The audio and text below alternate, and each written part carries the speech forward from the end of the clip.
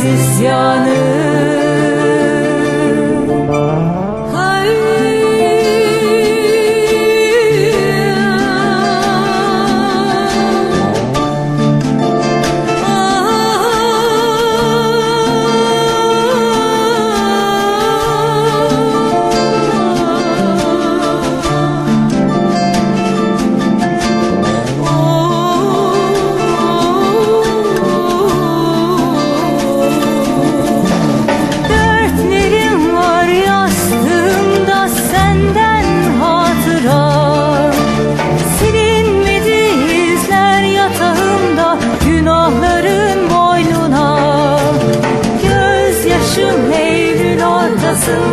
Dinmez bir daha.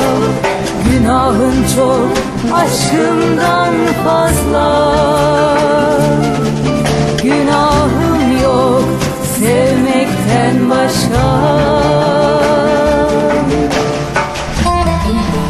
Gölgen düşer sarp akşamlarıma.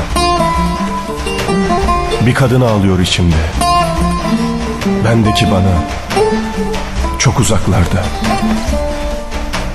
Kapında günlerim her gece. Tutunamam sendeki sana. Bomboş sokaklarında yürüyorum seni bulmak umuduyla. Arıyorum seni. İzleri kaybolmuş yüreğimin sevda çıkmazlarında. Sonra göçebe hayaller karşılıyor beni. Gözlerimde ılık bir yaz yağmurunda. Sensizliğe inat, her sevdanın şakağına silah dayadığında.